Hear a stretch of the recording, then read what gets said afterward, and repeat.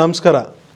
ಇವತ್ತು ನಾವು ಹಿಂದೂಸ್ತಾನ್ ಕಾಪರ್ ಅನ್ನೋ ಒಂದು ಸ್ಟಾಕ್, ಅದರಲ್ಲಿ ಏಪ್ರಿಲ್ 1 ಹಿಡಿದು 12 ಏಪ್ರಿಲ್ ತನಕ ಆಗಿರೋಂಥ ಪ್ರೈಸ್ ಮೂಮೆಂಟ್, ಆ ಪ್ರೈಸ್ ಮೂಮೆಂಟಲ್ಲಿ ಡೈನಮಿಕ್ ಲೈವ್ ಯಾವ ಥರ ಇನ್ಫಾರ್ಮೇಷನ್ಸ್ ನಮಗೆ ಟ್ರೇಡ್ ಮಾಡೋದಕ್ಕೆ ಆಪರ್ಚುನಿಟೀಸ್ ಕೊಡ್ತು ಅನ್ನೋದನ್ನು ನೋಡೋಣ. ಅದ್ರ ಜೊತೆಲೇ dynamic super power trading method ಪ್ರಕಾರ ಎಲ್ಲಿ ಎಂಟ್ರಿ ಮಾಡಿದ್ವಿ, ಎಲ್ಲಿ ಎಕ್ಸಿಟ್ ಮಾಡ್ಬೋದಾಗಿತ್ತು, ಎಷ್ಟು ಟ್ರೇಡ್ ಸಿಕ್ತು, ಫ್ಯೂಚರಲ್ಲಿ ಮಾಡಿದರೆ ಯಾವ ಥರ ಆಗಿರೋದು, ಆಪ್ಷನ್ಸಲ್ಲಿ ಮಾಡಿದರೆ ಯಾವ ಥರ ಆಗಿರೋದು ಅನ್ನೋದನ್ನು ಇವತ್ತು ನೋಡೋಣ. ಅದ್ರ ಜೊತೆಲೇ ಸ್ಟಾಕ್ ಆಪ್ಷನ್ಸಲ್ಲಿ ಟ್ರೇಡ್ ಮಾಡೋವಾಗ ಸರ್ಟನ್ ಇಂಟ್ರೆಸ್ಟಿಂಗ್ ಪಾಯಿಂಟ್ಸ್ ನಿಮಗೆ ಇವತ್ತು ನಾವು ಅದ್ರ ಬಗ್ಗೆನೂ ಡಿಸ್ಕಸ್ ಮಾಡೋಣ. ಓಕೆ, ಸೊ ಈ ಸ್ಟಾಕಲ್ಲಿ ಟ್ರೇಡ್ ಮಾಡೋಕ್ಕೆ ಮುಂಚೆ ಏನು ನಡೀತಿದೆ, ಡೈನಮಿಕ್ ಲೈವಲ್ಲಿ ಏನು ಇನ್ಫಾರ್ಮೇಷನ್ ಕೊಟ್ಟಿದೆ ಇದ್ರ ಬಗ್ಗೆ ಅಂತ ನೋಡಿದ್ರೆ, ಪ್ರೈಸ್ ಮೊದಲು ಡೌನ್ ಬಂದು ಒಂದು ಡೈನಮಿಕ್ ಮೇಜರ್ ಸಿಗ್ನಲಿಂದ ಪ್ರೈಸ್ ಮೇಲೆ ಬರ್ತಿದೆ. ಆಲ್ರೆಡಿ ಸುಮಾರು ಮೇಲ್ ಬಂದುಬಿಟ್ಟಿದೆ. ಬರ್ತಿರೋವಾಗ ಇವಾಗ ID3 ಸ್ಪೀಡು ಮತ್ತು ಲಾಂಗ್ ಸಿಗ್ನಲ್ ಬೆಳಗ್ಗೆ 9:00 ಬೈ ಕೊಡ್ತಿದೆ. ಫಸ್ಟ್ ಆಫ್ ಆಲ್ ಇಲ್ಲಿ ಓವರಾಲ್ ಸ್ಟ್ರೆಂತ್ ಇದ್ರದ್ದು ನೋಡಿದ್ರೆ ಅಪ್ವರ್ಡ್ ಸ್ಟ್ರೆಂತೇ ಇದೆ. ಮತ್ತು ಇದರಲ್ಲಿ ID3 ಸ್ಪೀಡು ಮತ್ತು ಲಾಂಗ್ ಬೈ ಕೊಡ್ತಿರೋವಾಗ ಇಂಟ್ರಾ ವೀಕಲ್ಲಿ ಇನ್ನೂ ಸ್ವಲ್ಪ ಸೈಡ್ ವೇಸಲ್ಲಿದೆ. ಸೊ ಹಾಗಾಗಿ ಇದು ಸೈಡ್ ವೇಸ್ ಎಂಡ್ ಸೈನ್ ಬರಲಿ ಅಂತ ಕಾಯ್ತೀವಿ. ಸೊ 9:55 ಇಲ್ಲಿ ಇಂಟ್ರಾ ವೀಕಲ್ಲೂ ಸೈಡ್ ವೇಸ್ ಎಂಡ್ ಸೈನ್ ಮತ್ತು ಜಿಗ್ಜ್ಯಾಗ್ ಬ್ರೇಕ್ಔಟು ಕನ್ಫರ್ಮ್ ಆಗುತ್ತೆ. ಆಗ್ತಾನೆ ನಾವು ಈ ಜಾಗದಲ್ಲಿ ಹೋಗಿ ಲಾಂಗ್ ಪೊಸಿಷನ್ ತೊಗೊತೀವಿ. ತೊಗೊಂಡಾಗ ಪ್ರೈಸ್ ಬಂದು 300.30 9:55 ಸ್ಪಾಟ್ ಪ್ರೈಸ್, ಅಂದರೆ ಅದರದ್ದು ಕ್ಯಾಶ್ ಸೆಗ್ಮೆಂಟ್ ಪ್ರೈಸ್ ಹೇಳ್ತಿದ್ದೀನಿ. ಸೊ ಈ ಜಾಗದಲ್ಲಿ ನೀವು ಫ್ಯೂಚರ್ಸಲ್ಲಾದರೂ ಬೈ ಮಾಡಿ, ಆಪ್ಷನ್ಸಲ್ಲಾದರೂ ಬೈ ಮಾಡಿ. ಆಪ್ಷನ್ಸಲ್ಲಿ ಬೈ ಮಾಡಿದ್ರೆ 320 ಸ್ಟ್ರೈಕ್ ಪ್ರೈಸ್ ಕಾಲ್ ಆಪ್ಷನ್, ಇದರಲ್ಲಿ ಆ ಟೈಮಿಗೆ ₹9.70 ಈ ಕಾಲ್ ಆಪ್ಷನ್ ಇಲ್ಲಿ ಸಿಗ್ತಿದೆ. ಸೊ ₹9.70 ಅಂದರೆ ಇನ್ವೆಸ್ಟ್ಮೆಂಟ್ ಎಷ್ಟಾಯಿತು ನಿಮಗೆ ಈ ಟ್ರೇಡಲ್ಲಿ? ₹51,410. ಏನಕ್ಕಂದರೆ ಫ್ಯೂಚರ್ಸ್ ಆ್ಯಂಡ್ ಆಪ್ಷನ್ಸಲ್ಲಿ ಇದ್ರದ್ದು ಲಾಟ್ ಸೈಜ್ ಬಂದು 5,300 ಮಿನಿಮಮ್ ಕ್ವಾಂಟಿಟಿ. ಓಕೆ, ಸೊ 59,400 ಚಿಲ್ಲರೆ ನೀವು ಇಲ್ಲಿ ಇನ್ವೆಸ್ಟ್ ಮಾಡಿ ಈ ಕಾಲ್ ಆಪ್ಷನ್ ಬೈ ಮಾಡ್ಬೋದು. ಈ ಇನ್ವೆಸ್ಟ್ಮೆಂಟ್ ನನಗೆ ಸ್ವಲ್ಪ ಜಾಸ್ತಿ ಆಯಿತು ಅಂದಾಗ ಪಕ್ಕದಲ್ಲಿ 330 ಸ್ಟ್ರೈಕ್ ಪ್ರೈಸು ಅವೈಲೇಬಲ್ ಇದೆ. ಅದರದ್ದು ಪ್ರೀಮಿಯಮ್ಮು ₹6.90 ನಡೀತಿದೆ. ಸೊ ಈ ಪ್ರೀಮಿಯಮ್ಗೆ ನೀವು ಒಂದು ಲಾಟ್ ಕಾಲ್ ಆಪ್ಷನ್ ಬೈ ಮಾಡಿದ್ರೆ ನಿಮ್ಮ ಇನ್ವೆಸ್ಟ್ಮೆಂಟ್ ಬಂದು ₹36,570 ಆಗುತ್ತೆ. ಸೊ ಈ ಇನ್ವೆಸ್ಟ್ಮೆಂಟ್ ಮಾಡಿ ನೀವು ಈ 2 ಕಾಲ್ ಆಪ್ಷನ್ ಬೈ ಮಾಡಿ, ಎರಡರಲ್ಲಿ ಯಾವುದೋ ಒಂದು ಕಾಲ್ ಆಪ್ಷನ್ ಬೈ ಮಾಡಿರ್ತೀರ ಅಥವಾ ಫ್ಯೂಚರ್ಸಲ್ಲಿ ಲಾಂಗ್ ಪೊಸಿಷನ್ ತೊಗೊಂಡಿರ್ತೀರ. ಓಕೆ, ಸೊ ಅಲ್ಲಿಂದ ಬೈ ಮಾಡಾದಮೇಲೆ ಅಲ್ಲಿಂದ ಪ್ರೈಸ್ ಇರೋದು ಇನ್ಕ್ರೀಸ್ ಆಗ್ತಾ ಹೋಗುತ್ತೆ. ಸೊ 1ನೇ ತಾರೀಕು ಏಪ್ರಿಲ್ಗೆ ನಮ್ಗೆ ಯಾವುದೇ ಥರದ್ದು ಎಕ್ಸಿಟ್ ಬಂದಿಲ್ಲ. 2ನೇ ತಾರೀಕು ಅಂತ ನೋಡಿದ್ರೆ 2ನೇ ತಾರೀಕು ಕೂಡ ಈ ಸ್ಟಾಕ್ ಪ್ರೈಸ್ ಸ್ವಲ್ಪ ಪಾಸಿಟಿವೇ ಮೇಂಟೈನ್ ಆಗಿ, ಇನ್ನೇನು ಮಾರ್ಕೆಟ್ ಕ್ಲೋಸ್ ಆಗೋ ಟೈಮ್ಗೆ ಸ್ವಲ್ಪ ಡೌನ್ ಬಂದು ಈ ID3 ಸ್ಪೀಡ್ ಸಿಗ್ನಲ್ ಸೆಲ್ ಕೊಡುತ್ತೆ. ಇವಾಗ ಎನಿಹಾವ್ 3:30 ನಮ್ಗೆ ಸೆಲ್ ಕೊಟ್ಟರೆ ನಾವು 3:30 ಟ್ರೇಡ್ ತೊಗೊಳಕ್ಕಾಗಲ್ಲ, ಮಾರನೇ ದಿವಸ ಬೆಳಗ್ಗೆನೇ ನಾವು ಟ್ರೇಡ್ ಮಾಡೋಕ್ಕಾಗೋದು. ಬಟ್ ಈ ಸೆಲ್ ಸಿಗ್ನಲ್ ಬಂದಾಗ ಮತ್ತೆ ಏನಾಗಿದೆ, ಓವರಾಲ್ ಸ್ಟ್ರೆಂತ್ ಅಪ್ಪಿದೆ ಅಂತ ನಮಗೆ ಚೆನ್ನಾಗಿ ಗೊತ್ತಿದೆ, ಹೌದಲ್ವಾ? ಜೊತೆಯಲ್ಲಿ ಮೇಲ್ಗಡೆ ಯಾವುದೇ ಥರದ್ದು ಡೈನಮಿಕ್ ಸಿಸ್ಟಮ್ ಕಾಜನ್ ಇಲ್ಲದೆ ಅದು ಡೌನ್ ಬರ್ತಿರೋದು. ಆಮೇಲೆ ಇನ್ನೊಂದೇನಪ್ಪ ಅಂದರೆ ಸೆಲ್ ಕೊಡೋವಾಗ ಕ್ಲಿಯರ್ ಸೆಲ್ ಸಿಗ್ನಲ್ ಇದೆಯಾ, ವಿತೌಟ್ ಎನಿ ಕಾಜನ್ ಸೆಲ್ ಕೊಟ್ಟಿದೆಯಾ ಅಂತ ಚೆಕ್ ಮಾಡ್ತೀವಿ. ಚೆಕ್ ಮಾಡಿದಾಗ ಅದೇ ಟೈಮಲ್ಲಿ ID2 ಅಲ್ಲಿ ಲಾಂಗ್ ಸಿಗ್ನಲ್ ಬಂದಿದೆ.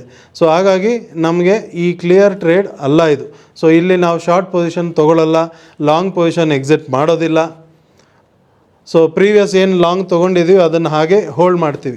ಆಪ್ಷನ್ಸಲ್ಲಿ ಬೈ ಮಾಡಿರೋರು ಮಧ್ಯದಲ್ಲಿ ಇಲ್ಲೊಂದು ಕಡೆ DMBOTS ಬರೋವಾಗಲೂ ನಿಮಗೆ ಎಂಟ್ರಿ ತೊಗೊಂಡು ಇಷ್ಟೇ ಮೂಮೆಂಟ್ಗೆ ಸ್ಮಾಲ್ ಪ್ರಾಫಿಟೇ ಬಂದಿರುತ್ತೆ. ಸ್ವಲ್ಪ ಜನ ಈ 5,300 ಲಾಟ್ ಸೈಜ್ ಇರೋದ್ರಿಂದ ಆ ಸ್ಮಾಲ್ ಪ್ರಾಫಿಟ್ಟು ಸೆಕ್ಯೂರ್ ಮಾಡ್ಕೊಳ್ಳೋಕೆ ಹೋಗ್ತಾರೆ. ಮಾಡ್ಕೋಬೋದು, ತೊಂದರೆ ಇಲ್ಲ. ಬಟ್ ಇದ್ರ ಬಗ್ಗೆ ನಾನು ಕೊನೆಯಲ್ಲಿ ಒಂದು ಇಂಪಾರ್ಟೆಂಟ್ ಪಾಯಿಂಟ್ ಹೇಳ್ತೀನಿ. ಬಟ್ ಇವಾಗ ಸದ್ಯಕ್ಕೆ ಲಾಂಗ್ ಪೊಸಿಷನ್ ಹಾಗೆ ಹೋಲ್ಡ್ ಮಾಡಿ ಇಟ್ಟಿರ್ತೀವಿ. ಸೊ ಅಲ್ಲಿಂದ 3ನೇ ತಾರೀಕು ನೋಡಿದ್ರೆ 3ನೇ ತಾರೀಕು ಪ್ರೈಸು ಸ್ವಲ್ಪ ಪಾಸಿಟಿವೇ ಮೇಂಟೈನ್ ಆಗುತ್ತೆ, ಯಾವುದೇ ಥರದ್ದು ಎಕ್ಸಿಟ್ ಮತ್ತೆ ಬಂದಿಲ್ಲ. ನೆಕ್ಸ್ಟ್ ಡೇ 4ನೇ ತಾರೀಕು ನೋಡಿದ್ರೆ 4ನೇ ತಾರೀಕು ಒಂದು ಒಳ್ಳೆ ಗ್ಯಾಪ್ ಅಪ್ ಓಪನ್ ಆಗುತ್ತೆ. ಗ್ಯಾಪ್ ಅಪ್ ಓಪನ್ ಆಗಿ ಅಲ್ಲಿಂದ ಡೌನ್ ಬರೋಕ್ಕೆ ಸ್ಟಾರ್ಟ್ ಆಗುತ್ತೆ. ಈ ಡೌನ್ ಮೂಮೆಂಟಲ್ಲಿ ಸುಮಾರು ಜನ ಏನು ಮಾಡ್ತಾರೆ ಅಂದರೆ ಭಯಪಡ್ತಾರೆ. ಏನಕ್ಕಂದರೆ ಲಾಟ್ ಸೈಜು 5,300 ಇದೆಯಲ್ಲ, ಇಸ್ ದೊಡ್ಡ ಕ್ವಾಂಟಿಟಿ ಅದು. ಸೊ ಅದರಲ್ಲಿ ನಿಮಗೆ ₹2-3 ₹4 ಡೌನ್ ಬಂದುಬಿಟ್ರು ₹20,000 ಅಲ್ವಾ ಅಂತ. ಸೊ ನಾವಿಲ್ಲಿ ಏನು ಮಾಡ್ತೀವಿ ಅಂದರೆ ಡೈನಮಿಕ್ ಲೈವಲ್ಲಿ ಇನ್ಫಾರ್ಮೇಷನ್ ಬರಲಿ, ಅಲ್ಲಿ ತನಕ ನಾವು ತಲೆ ಕೆಡಿಸ್ಕೊಳ್ಳೋದಿಲ್ಲ ಅಂದ್ಬಿಟ್ಟು ಸುಮ್ಮನೆ ಕಾಯ್ತೀವಿ ಅಷ್ಟೇ. ನಾವು ಜಾಸ್ತಿ ತಲೆ ಕೆಡಿಸ್ಕೊಳ್ಳೋಕೆ ಹೋಗಲ್ಲ. ಕಾಯ್ತಿರೋವಾಗ ಏನಾಯಿತು, 4ನೇ ತಾರೀಕು ಪ್ರೈಸ್ ಡೌನ್ ಬರ್ತಿರೋವಾಗ ಮತ್ತೆ ಆ ID3 ಸ್ಪೀಡ್ ಸಿಗ್ನಲ್ ಸೆಲ್ ಕೊಡುತ್ತೆ. ಮಧ್ಯಾಹ್ನ 12:30 ಅಷ್ಟೊತ್ತಿಗೆ ಸೆಲ್ ಕೊಡುತ್ತೆ.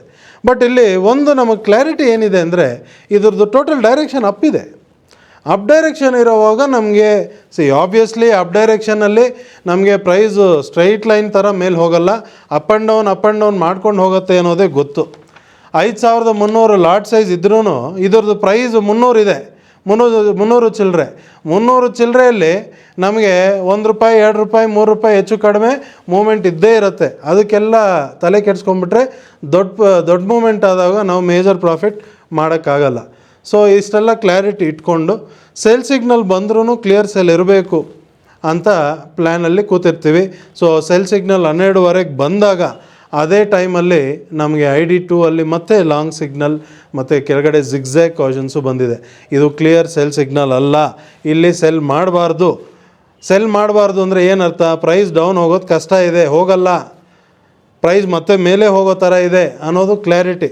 ಸೊ ಅಷ್ಟು ಕ್ಲಾರಿಟಿ ಇರೋವಾಗ ಲಾಂಗ್ ಪೊಸಿಷನ್ ಹಾಗೆ ಹೋಲ್ಡ್ ಮಾಡೋಣ, ಅದನ್ನು ಯಾಕೆ ಎಕ್ಸಿಟ್ ಮಾಡಬೇಕು, ಹೌದಲ್ವಾ?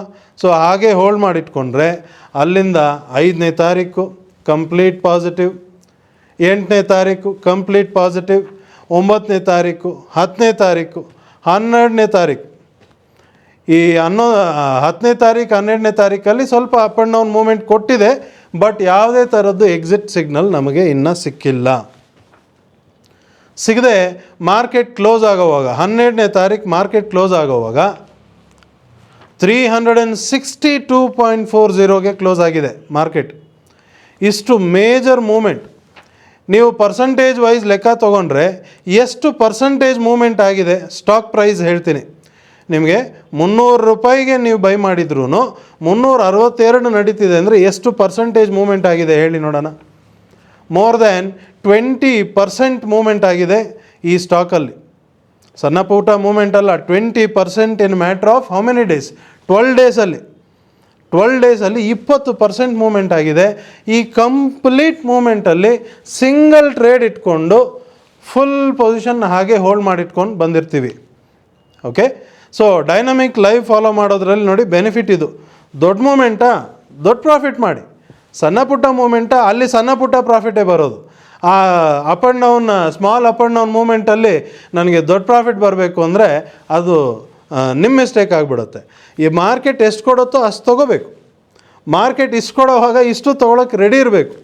ಅಲ್ಲಿ ನಾನು ಟಾರ್ಗೆಟ್ ಹಾಕ್ತೀನಿ, ಸ್ಟಾಪ್ ಲಾಸ್ ಹಾಕ್ತೀನಿ, ನನಗೆ 5300 ಲಾಟ್ ಸೈಜು, ನನಗೆ 2000 ಬಂದರೆ ಸಾಕು, ನನಗೆ ದೊಡ್ಡದು ಅಂತ ಇದ್ದರೆ ಅದು ನಿಮ್ಮ ಹಣೆ ಬರ, ಯಾರೂ ಏನು ಮಾಡೋಕ್ಕಾಗಲ್ಲ.